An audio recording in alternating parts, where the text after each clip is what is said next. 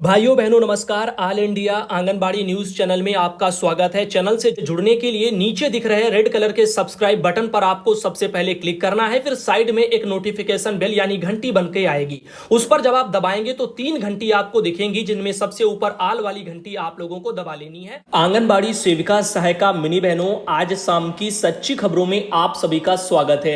आइए वीडियो की तरफ बढ़ते हैं। बहनों आपको बता दें कि पोषण अभियान के अंतर्गत आप सभी आंगनबाड़ी और सहायिका बहनों को दो अतिरिक्त साड़ी उपलब्ध कराने के संबंध में सरकारी आदेश अभी 6 मई को एक नया निदेशक महोदय जी ने भेजा है। और इस आदेश में आप सबको यह भी पता चलेगा कि जो आपकी साड़ी आपको मिलेगी उसको लेकर के एक समिति बनाई गई थी और उसमें जो है अधिकारी थे और उनको वहां पर क्या क्या रिपोर्ट सौंपी गई हैं, क्या क्या साड़ी की कैसी गुणवत्ता है, उस पर भी बातें हुई हैं। आइए एक बढ़िया तरीके से जानकारी आपको आपके विभागीय सरकारी आदेश के मुताबिक बहनों देते हैं। तो प्लीज वीडियो को लाइक कर देना बहनों, कमेंट करना, साथ ही साथ आप अपनी भाई बहनों को भी चैनल से जोड़ने का प्रयास करना। तो सबसे पहले आपको बता दें कि कृपया UP industrial cooperative association limited के पत्रांक दिया है 29/4/22, उत्तर प्रदेश राज्य हथकरघा निगम कानपुर पत्र संख्या दी है 29/4/22 वाली, और उत्तर प्रदेश हस्तशिल्प विकास एवं विपणन निगम लिमिटेड लखनऊ जो की संख्या दी है 29/4/22, इनका संदर्भ ग्रहण करने का कष्ट करें, जिसके द्वारा साड़ी की लैब टेस्ट रिपोर्ट का और यानी नमूना जो है वो संलग्न करते हुए अवगत कराया गया है कि इकाइयों के द्वारा साड़ी वर्दी आपूर्ति का जो कार्य है वो जिलों में किया जा रहा है। जनपदों से प्राप्त रसीद प्राप्त होते ही जनपदवार स्थिति से सूचित किया जाएगा और उक्त के क्रम में राज्य पोषण मिशन के कार्यालय ज्ञापन संख्या दिया है 4/5/2022 यानी इसी महीने 4 मई का पोषण अभियान के अंतर्गत आंगनबाड़ी और सहायिका बहनों को साड़ी वर्दी क्रय करके वितरित कराने के लिए सूक्ष्म लघु एवं मध्यम उद्यम विभाग उत्तर प्रदेश के द्वारा नामित संस्थाओं द्वारा उपलब्ध कराए गए जो नमूना साड़ी हैं उनके भौतिक परीक्षण के उपरांत आख्या उपलब्ध कराने के लिए समिति गठित की गई है। और समिति में निम्न सदस्य भी यहां पर थे। तो सब इसमें था कौन? निदेशक महोदय थे, उप निदेशक थे और आपके संयुक्त परियोजना समन्वयक थे, जिला कार्यक्रम अधिकारी थे। ये सभी लोगों को इसमें चुना गया था इस समिति में। तो यहां पर आगे देखते हैं क्या क्या कमियां और क्या क्या इसकी गुणवत्ता में चीजें देखने को मिल रही हैं। बताया जा रहा है कि 5 मई को उक्त समिति की बैठक में समिति ने जो है संस्थाओं द्वारा उपलब्ध कराए गए जो नमूने हैं जो साड़ी के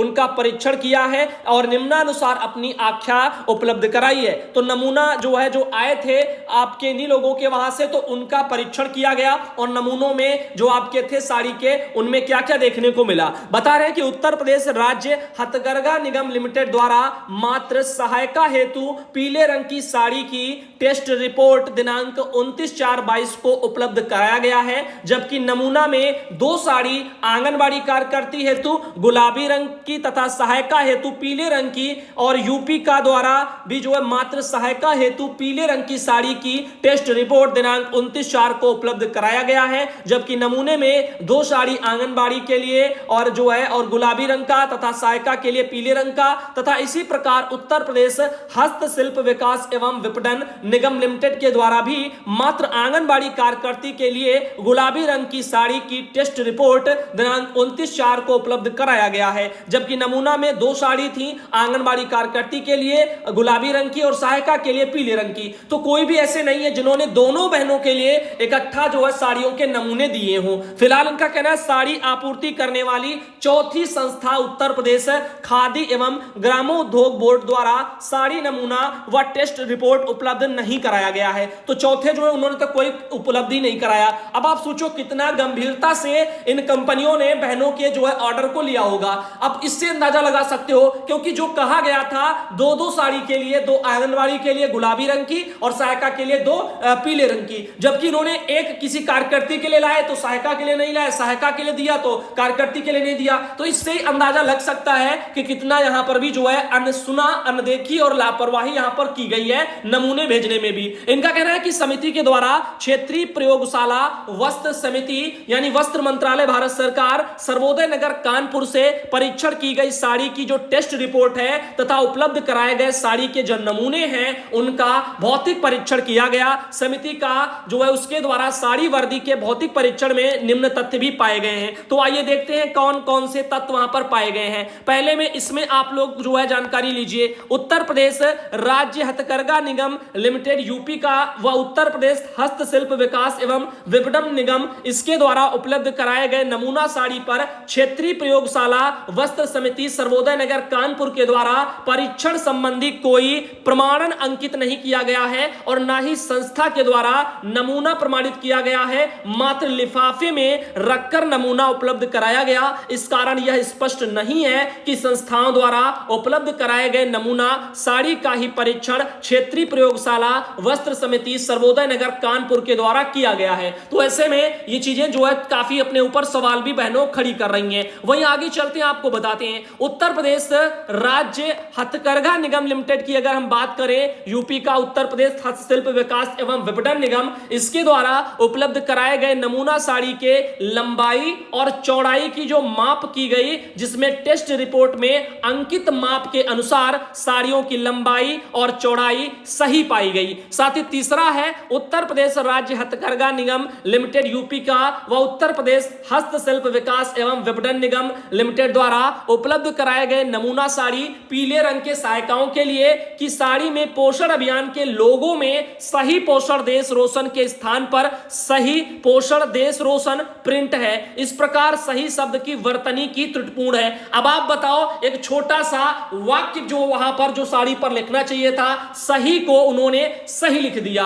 अब यानी हा में बड़ी की मात्रा लगनी चाहिए थी और इन्होंने छोटे की लगा दी। अब सही को सही पोषण उन्होंने कर दिया, तो सही पोषण देश रोशन होता है, जबकि छपा क्या है, सही पोषण देश रोशन। अब आप बताओ, एक चीज जो है दो शब्द दो लाइनें लिखने में भी यहां पर प्रिंटिंग गलत हुई है। अब आप समझिएगा, नमूने का ये हाल है, आगे का हाल कैसा होगा आप अंदाजा लगा सकती हैं। संस्थाओं के द्वारा उपलब्ध कराए गए नमूना साड़ी गुलाबी तथा पीले रंग के बॉर्डर पर प्रिंट पोषण अभियान के जो लोगो हैं उनके जो रंग होते हैं यानी कलर, उनमें भी पोषण अभियान के जो मूल लोगों के रंग हैं उनके सापेक्ष में अंतर पाया गया। यानी जो ओरिजिनल जो है यहां पर कलर है आईसीडीएस लोगो का, वो उन साड़ियों पर प्रिंट नहीं दिख रहा, वो अलग अलग जो है यहां पर प्रदर्शित हो रहा, यानी उससे कुछ भिन्न है। तो ऐसे में आप देखेगा कितना यहां पर क्या निकल के आ रहा। वहीं क्षेत्रीय प्रयोगशाला वस्त्र समिति सर्वोदय नगर कानपुर से प्राप्त उक्त टेस्ट रिपोर्ट में स्टेपिल वगैरह कराए गए साड़ी के नमूना यानी कतरन,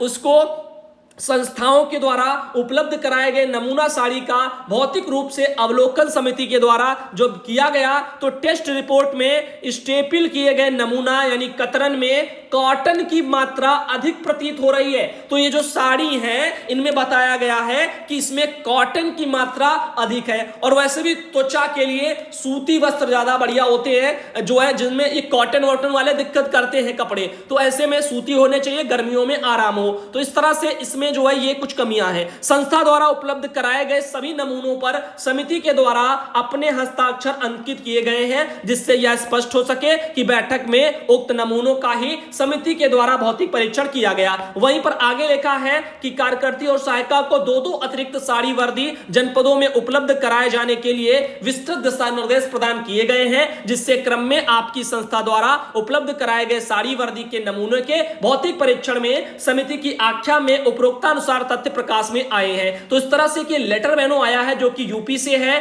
और कपिल सिंह जी निदेशक हैं, उनके द्वारा ही ये जारी हुआ है। तो आप अपने साड़ी वर्दी से जुड़ी हुई जानकारी आपने देखी। निर्मला बहन आती है महाराजगंज जिले से, उन्होंने भेजी और इनको बहुत बहुत धन्यवाद। साथ ही साथ आपको बता दें नीतू वर्मा बहन आती है सीतापुर से, और सीतापुर में डीपीओ महोदय ने 7 मई को एक लेटर निकाला है और अपने वहां के सीडीपीओ लोगों को भेजा है और कहा है कि कुपोषित जो बच्चे हैं उनको पोषण पुनर्वास केंद्र में भेजो। तो इनका कहना है कि 6 मई को विकास कार्यों की समीक्षा बैठक में दिए गए निर्देशों के क्रम में आप सभी को निर्देशित किया जाता है कि प्रत्येक महीने 2 कुपोषित यानी सैम बच्चों को अवश्य पोषण पुनर्वास केंद्र भेजना सुनिश्चित करें और अवशेष कुपोषित जो भी सैम हैं उनको निकटवर्ती समुदाय स्वास्थ्य केंद्र, प्राथमिक स्वास्थ्य केंद्र इनसे नियमित रूप से उपचारित कराते हुए कुपोषण से मुक्त कराएं और कृत कार्रवाई से कार्यालय को भी अवगत कराएं। यह भी विदित रहे कि जिस परियोजना से कुपोषित बच्चे पोषण पुनर्वास केंद्र नहीं भेजे जाएंगे उनसे स्पष्टीकरण भी प्राप्त किया जाएगा। तो राज कपूर जी डीपीओ सीतापुर से। अब ध्यान देने लायक यह बात है कि अगर कुपोषित बच्चे हैं तभी दें, अगर नहीं है तो अपना स्पष्टीकरण दे दें कि हमारे यहां नहीं है, चाहे अधिकारी तो आकर के विजिट कर सकते हैं। तो जो है जैसा है आप वैसा करें। वही बात करते हैं एक अगले सरकारी आदेश की। आप सब भाई बहनों को बताना चाहेंगे कि निदेशालय बाल विकास सेवा पुष्टार उत्तर प्रदेश लखनऊ से 9 मई को एक ये सरकारी आदेश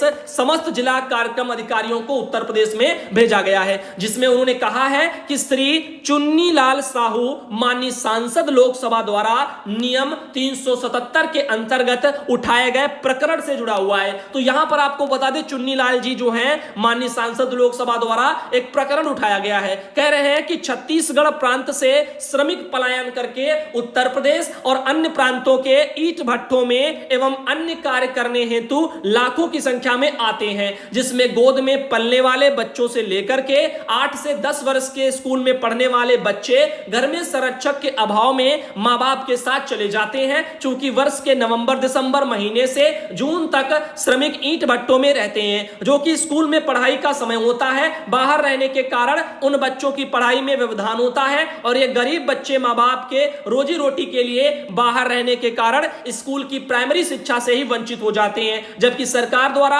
अनिवार्य बाल शिक्षा का अधिकार अधिनियम लागू किया गया है। अतः सदन के माध्यम से निवेदन है कि उत्तर प्रदेश हिंदी भाषी राज्य है, इसलिए वहां की सरकार से आग्रह है कि प्रवासी श्रमिकों के कार्यस्थल के पड़ोस के जो स्कूल हैं, जो आंगनबाड़ी केंद्र हैं, उनमें बच्चों को प्रवेश कराया जाए और पोषक आहार भी उनको प्रदान किया जाए। ईंट भट्टों व अन्य स्थलों पर कार्य करने वाले जो प्रवासी परिवार के लाभार्थी हैं, जैसे कि 6 माह से 6 वर्ष के बच्चे, गर्भवती धात्री महिलाएं, उनको आंगनबाड़ी केंद्रों पर पंजीकृत कराओ और अनुपूरक पुष्टाहार कार्यक्रम से उनको भी लाभान्वित करो। आपकी डॉक्टर सारिका मोहन जी जो निदेशक है उत्तर प्रदेश में, उनके द्वारा एक बहुत ही बढ़िया सा एक ये लेटर जारी हो गया है। वहीं पर अगर हम बात करें महावीर प्रसाद गौतम जी की, उन्होंने 2 मई को एक लेटर इसी बारे में देखो निकाला था। श्री चुन्नी लाल साहू जी माननीय सांसद लोकसभा द्वारा उठाए गए प्रकरण से जुड़ा हुआ था। अब इसके बाद आपके निदेशालय से ही डायरेक्ट लेटर आ गया, जो अभी मैंने आपको दिखाया, ये लेटर सारिका मोहन जी का है। तो अब निदेशक के द्वारा भी लेटर आ गया। तो आने वाले समय में यूपी की बहनों जो भी प्रवासी जो है श्रमिक हैं अन्य राज्यों के,